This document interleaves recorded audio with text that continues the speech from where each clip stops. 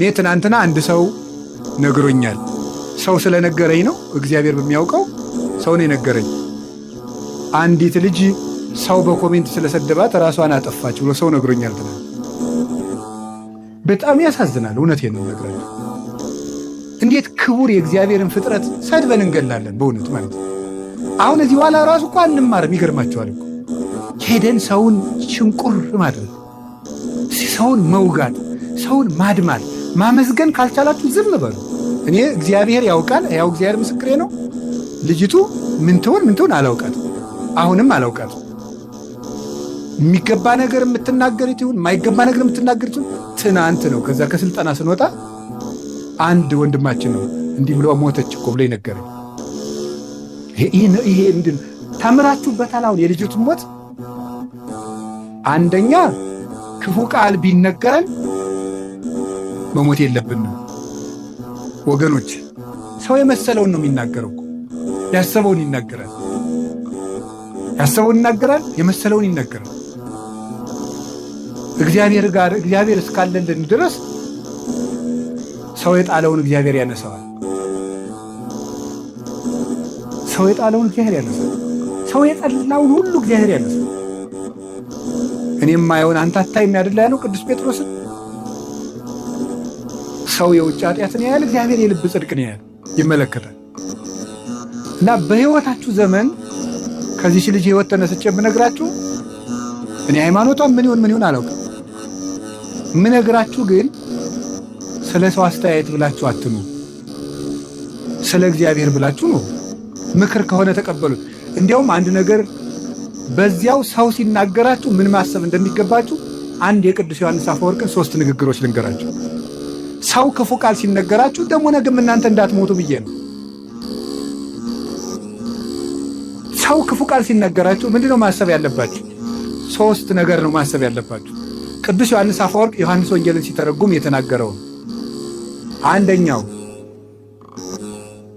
ያለብህን ስህተት ከሆነ የሚናገረው አትጥላው፣ መስታወት ሆኖሃልና ነው። አትጥላው፣ ሂድና አስተካክል። መስታወት አሁን እዚህ ላይ እንደው አንዳንድ ጊዜ እንደው እስቲ ገብስ ቆሎ በልተን በተልባ ወጥ በልተን ጥርሳችን ላይ ልጥፍ ብሎ ገብሱ መስታወት ስናይ እንደው ገብሱ ጥርሳችን ላይ ብታዩት አፈር ያባህንት መስታወት እንደው ብለህ ትሰብሩታላችሁ? አሰብሩትም እንዴ? ታነሳላችሁ ጉድፋችሁን ማለት ነው። ክፉ ቃል የሚናገርህን ሰው ልክ እንደዚያ መስታወት ይኸው በቃ ቀለል አድርገህ እንደዚያ መስታወት ጉድፍህን አንሳ እንጂ ወደ ውስጥ ወስደህ አትጎዳበት፣ አታምሰልስለው፣ ራስህን ይበል። አንዱ እሱ ነው። ሁለተኛ ደግሞ እያለህ የለህም የሚል ከሆነ ደግሞ ስቀተው። ለምሳሌ ይላል ቅዱስ ዮሐንስ አፈወርቅ ዕውቀት እያለህ ደንቆሮ ካለ ሳቅበት። ያለህን ነገር የለህም ብሎ ከሆነ የሚሰድብ ደግሞ ስቀህበት ሂድ። ምንድን ነው ይላል? ለምሳሌ አንድ ድሃ መጥቶ ይላል ቅዱስ ዮሐንስ አፈወርቅ አንድ ድሃ መጥቶ አንዱን ባለጸጋ አንተ እኮ የዕለት ራት የሌለም ድሃ ነህ ቢለው ሀብቴን አታውቅ አይደል ብሎት ነው የሚሄደው፣ ወይስ ይናደዳል ነው። አንድ ባለጸጋ ነበሩ፣ ስማቸውን አልጠቅስም እና የሆኑ ሰዎች ተሰብስበው እንደወሰው ልጅ ያወጡ ይሆን አላቸዋል። እኔም አውቃቸዋል። እና ሰው ልጅ ያወጡ ይሆን ሲሏቸው ምን ቢሉ ጥሩ ነው? እገሌ የማን ልጅ ሆነና። የትኛውን ነው እንደዛ የሚሉት? አንዱን ሀብታም ልጃቸውን አለ የተባለውን ማለት ነው። ሰው ልጅ ያወጡ ይሆን ብሏቸዋል። እገሌ የማን ልጅ ሆነና። ስለዚህ አልከፋቸውም ማለት ነው፣ አለ ብለው ስለሚያስቡ። ስለዚህ አንድ ሰው ያላችሁ ነገር አንተ ደንቆሮ፣ አንተ ደደብ ምን ያናድዳችኋል ታዲያ? ያለህን ዕውቀት ራስህ ታውቀው የለን? ኧረ እባክህ ከፈለክና ወረቀቴና ላሳየህ ማስተርስ የት እንደተመረኩ ምን አለፋ። በተግባር ይገለጣል። 3ኛ በተፈጥሮ እየሰደበ ከሆነ ጸልይለት። ምክንያቱሳ ወንድሙን ደንቆሮ ብሎ የሚሰድብ በገሃነም ይፈረድበታል ይላል። ተፈጥሯዊ ጉዳዩን አንተ ዕውር፣ አንተ ደርጋማ፣ አንተ አንካሳ፣ አንተ ምናምንቴ ብሎ የተፈጥሮ ስጦታውን አንስቶ የሚሳደብ ሰው በየት ይፈረድበታል? በገሃነም። ስለዚህ በገሃነም የሚፈረድበትን ሥራ እየሠራ ስለሆነ ወይኔ ወንድሜ እኔን ሰድቦ ገሃነም ሊገባ ነው ብለህ ጸልይለት ነው ያለው ቅዱስ ዮሐንስ አፈወርቅ። የመጨረሻ ግን ክርስቶስ እንደተሰደበ አስብ።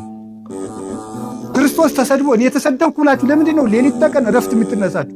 ውሃ መጠጣት የሚያቅታችሁ? እራት አልበላችሁም? ለምንድን ነው? ጌታዬ ተሰድቧል ብላችሁ ተጽናኑ። ስለዚህ እንደዚህ ልላችሁ ፈልጌ ነው። በአንጻሩ ግን ደግሞ ሰውን በቃል በጦር ከገደለ በቃል የወጋ ይበልጣል። ሰውን እንዴ እግዚአብሔር ያሳያችሁ። በጦር እኮ አንድን ሰው ወግቶት ቢሄድ ሮጠን እንነቅለዋለን። በቃል ከወጋው ግን የት አግኝተን እንነቅለዋለን? ያን ውስጥ ነው የሚገባው። ቃሉ አይምሮ ውስጥ ነው የሚተከለው። እና በቃላችን ነፍስ ከመግደል እግዚአብሔር ያድነን። አፋችሁን ከርክሙ በሞት ያፈርሰውን።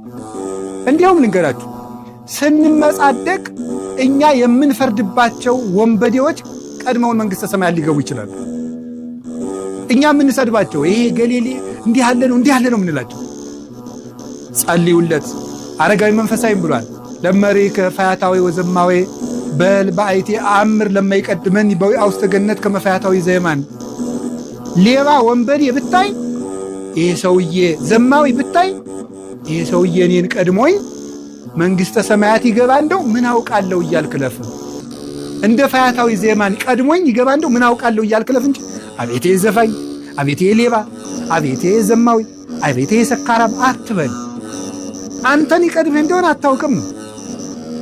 ቅዱስ ኤፍሬም አንዲት ሴት ለነገሥታቱ ስትዘፍን አያት እና እየዘፈነች ነገሥታቱ ደስ ብሏቸው ጠጅ እየጠጡ ያይና አልፎ ሲሄድ አለቀሰ። ምን ሆነ ነው የምታለቅስ ቢሉት በሁለት ነገር አለቅሳለሁ። በምንድን? የመጀመሪያው ይቺ ሴት እነዚህን ነገሥታት የምታስደስተውን ያህል ፈጣሪዬን አለማስደሰት፣ እሷ ለምድር ንጉሥ እንዲህ ስትለፋ እኔ ለሰማይ ንጉሥ አለመልፋት። ሁለተኛ ነፍሷን አይቼ አሳዝናኛል። ሰውን ብትችሉ ካለበት አውጡት፣ ካልሆነ ግን ባለበት ላይ ሸክም አትጨምሩበት። ብትችሉ ካለበት ጉድጓድ አውጡት። እንዲያውም አንድ ልንገራችሁ፣ ከባሕታውያን አንዱ ከሴተኛ አዳሪዎች ቤት የሚሄድ ሰው ነበር። ቅርጫት ይሰራል፣ ቅርጫቱን ይሸጣል። ማታ ከሴተኛ አዳሪዎች ቤት ሄደን ስንት ነው የምታሳድር ይላቸዋል። ይህን ያህል በዛሬን ይመጣል ብሏት ይሄዳል። ብሩን ይከፍላል። ይሄድና ገብቶ ማልቀስ ይጀምራል። ምን ሆነ ነው? መልክ ያስጠልቷል ትለዋለህ። አላስጠላኝም። እና ምንድነው የሚያስለቅስህ? እንሞታለን። ከዚያ በኋላ አብረው ታለቅሳለች። ምን ላድርግ? ንስሐ ልግባ። ያችን ለንስሐ አባት ይሰጣና እሱ ደግሞ በመነገው ቅርጫት ይሰራል። እንዲሁ አንድ የመጽሐፍ መምህር ደግሞ ነበሩ። እሳቸው ደግሞ ምን አደረጉ ይባላል? ሴተኛ አዳሪዎች ጋር እየሄዱ የወር ደመወዛቸው ጥቂት ስለሆኑ የመጽሐፍ መምህር ናቸው።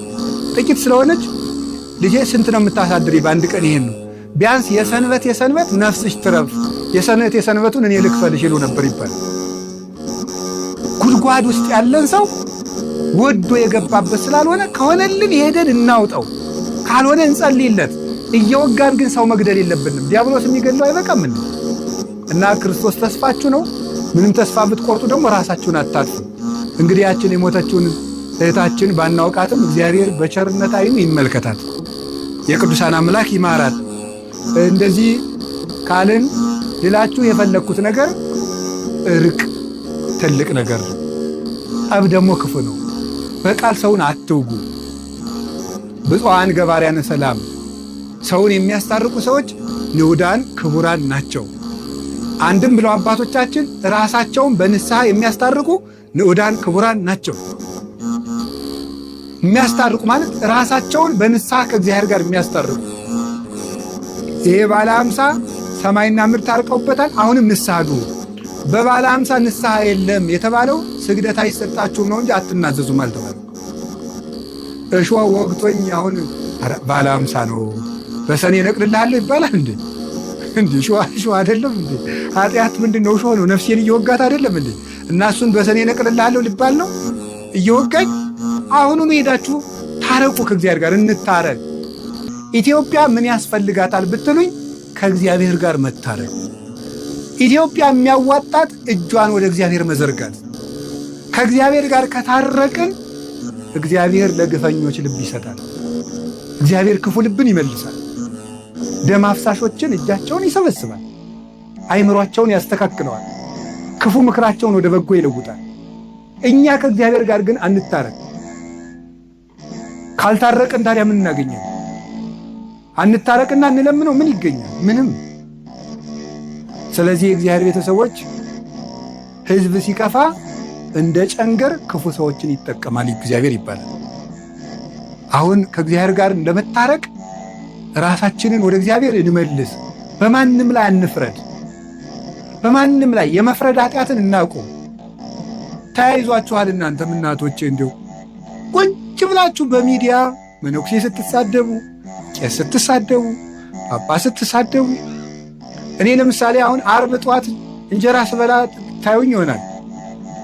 እሷም ቪዲዮ ታነሱና ተመልከት፣ አባ ገብረ ኪዳን ተመልከት ዓርብ ቀን ምን እንደሚያደርግ ተመልከት፣ ጉዳችንን እንስማው። እንዲያው አንደኛ እንዲያው ብትምሩን ምን አለ አንዳንድ ቀን በስመ አብ ወወልድ ወመንፈስ ቅዱስ። እናንተ 100 ኃጢአት ሰርቼ ብላችሁ ስትናዘዙ ውጣ አንተ ሌባ ብለናችኋል? ለራስ ሲቆርሱ አሉ አያሳንሱ እኮ ነው። አንደኛ ብትምሩን ምን አለ? ተያይዘን ከምንጠፋፋ ተያይዘን ብንጸድቅ አይሻልም? እውነቴን ነው።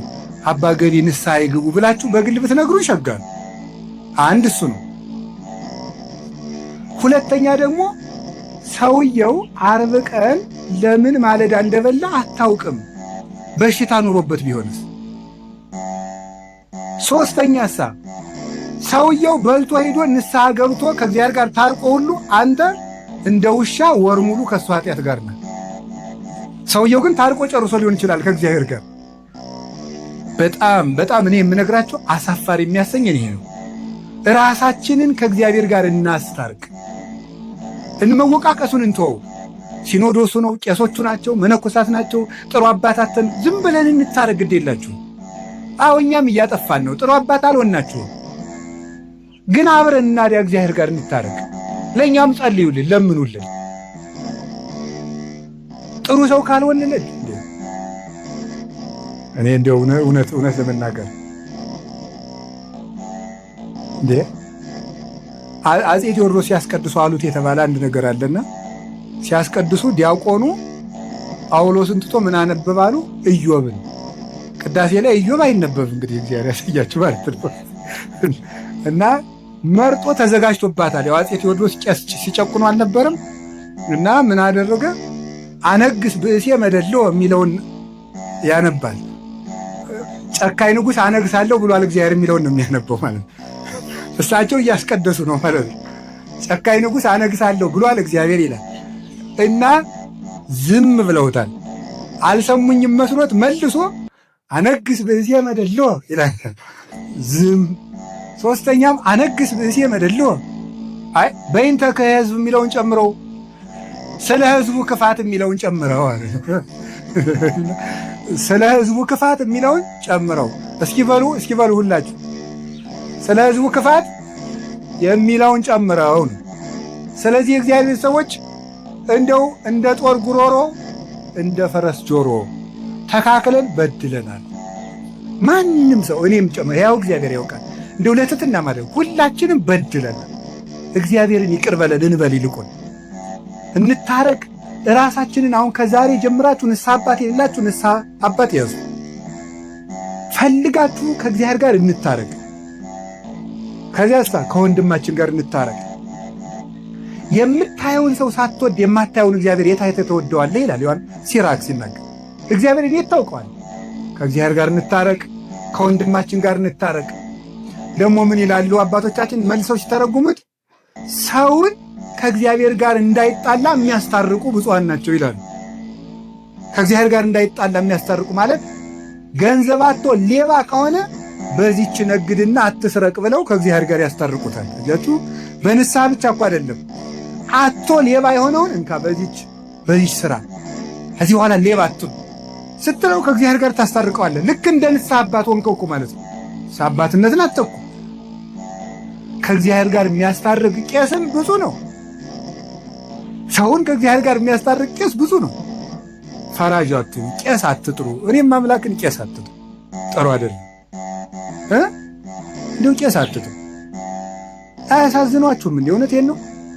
50 ዓመት 40 ዓመት መከራቸውን ጥረው ግረው ውሻ እየጮህባቸው ተምረው ሰዓታት ቁመው አድረው ማህሌት ቁመው አድረው መጥተው ከእናንተ እንደው አንድ ቀን እንጀራ በሉ ብላችሁ ታማላችሁ? ይኸው ቄሱ ሲጎርስ ይኸው እንትን ሲል በቲክቶክ እያወጣችሁ በፊት ምን ጉድ ናችሁ? እንደው እውነቴን ነው ማምላክ። የሰው ገመና እያወጣችሁ የእናንተን ገመና የሚያወጣ ይጥልባችኋል። እንዴት የሚበላን ሰው ቀርጾ ሰው እንዲህ በፍጹም ነውር ነው። ከኦርቶዶክስ አይጠበቅም። ሲለፋ ያደረ ቄስ ቢበላስ ነውር አይደለም? ነውር እኮ ሰው በሆድ ይፈረድበታል። ደሞስ የምትመጻደቁ ለምንድን ነው? እግዚአብሔር ለጅብ የሚሰጠውን እንጀራ ለቄስ መስጠት አቅቶት መሰላችሁ? ትጸድቁ እንደሆነ ብሎ ነው እንጂ አህያን አብልቶ የሚያሰብር አምላክ፣ እባብን የሚመግብ አምላክ፣ ስቦ ወዱ ዘሳረረ ሁሉ ዓለም ባሕቲ ቃል ብለው የሚጮውለትን ወፎቹን እንዴት ይተዋቸዋል? ይሄ አለማወቅ ባይሆን የቄሱ አንዳንድ ችግር አለ፣ እዚህ ያሉት አይደሉም እንጂ አይ የቄሱ አንዳንድ ችግር በተለይ አሉ ነው እንግዲህ ይሄም አሉ አዲስ አበባ ምን ተይዟል አሉ። አይመከራይ ምንድነው ገብረ ሰላም እናብላችሁ ሲባል የምግቡን አይነት ማጣራት ተገቢ አይደለም። አልዘረዝረው። ይሄን የነገሩኝ አንድ እናት ናቸው። የዛሬ 4 ዓመት አዲሱ ሚካኤል አግኝተው እናንተ ቀዝቃዛ ውሃ የሰጠ መንግሥተ ሰማያትን ይወርሳል ብላችሁ ታስተምራላችሁ። አሁን በባለ 50 ቄሶችን ቀዝቃዛ ውሃ ቀድቼ ብጠራቸው ይመጣሉ ወይ አሉኝ። እናት አይገርማችሁ? እነዚህ ይመጣሉ። ስለዚህ አሁን እኔ የምነግራችሁ እና መርጦ ንስሐ ልጅ መያዝ፣ ድሃውን ንስሐ አባት አልሆንም ማለት፣ ሀብታሞችን ቶሎ ቶሎ እያገኙ የድሃውን ስልክ አለማንሳት። እንዲው ድንገት ከተፈጠረ ሜቢ ነው። ድንገት ከተፈጠረ ነው። እስካሁን አያረጉትም። ድንገት ከተፈጠረ ይችን እናስተካክል፣ እኛም ይችን እናስተካክል፣ እናንተም አትፍረዱ።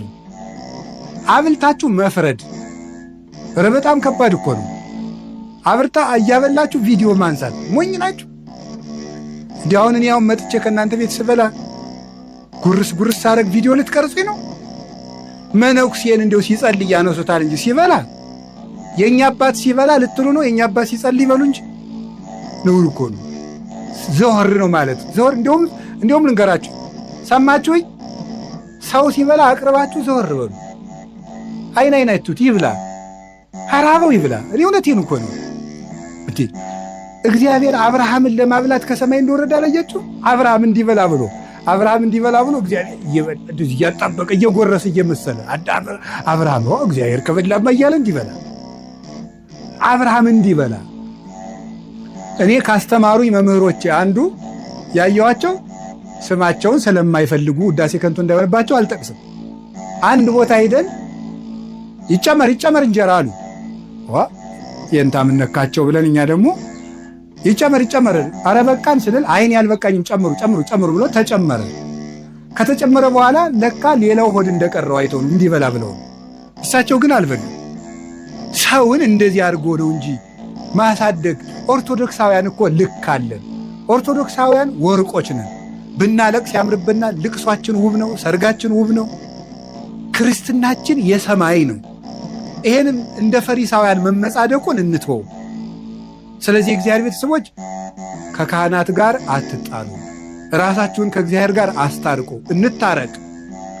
ቄስን ከእግዚአብሔር ጋር ሰውን ከእግዚአብሔር ጋር የሚያስታርቅ ቄስማ ብዙ ነው እንጂ ማምለክ 3 ክንድ ከስንዝር ቁመት ያለው ሰውዬ ጸልዮ ለምኖ ከፈጣሪው ጋር የሚያስታርቅ ከኢየሱስ ክርስቶስ ጋር የሚያገናኝ የክርስቶስን ሥጋ በእጆቹ የሚፈትት ቡሩክ እኮ ነው። አሁን ይህንን ቄስ ብፁዕ ነው ብለው ተርጉሞታል። የንስሐ አባት ብፁዕ ነው። ሰውን ካስታረቀ ነው። ታዲያ ንስሐ ልጆቹን ከእግዚአብሔር ጋር ካስታረቀ አንድም ብለው ኃይለ ቃልን ከኃይለ ቃል የሚያስታርቁ መምህራን ብፁዓን ናቸው ይላል ቅዱስ ቄርሎስ ሲተረጉሙ። የተጣላ መጽሐፍ ቅዱስን የሚያስታርቁ ተጣልቶ የሚታያቸውን የመጽሐፍ ቅዱስ ኃይለ ቃል የሚያስታርቁ ብፁዓን ናቸው ይላል።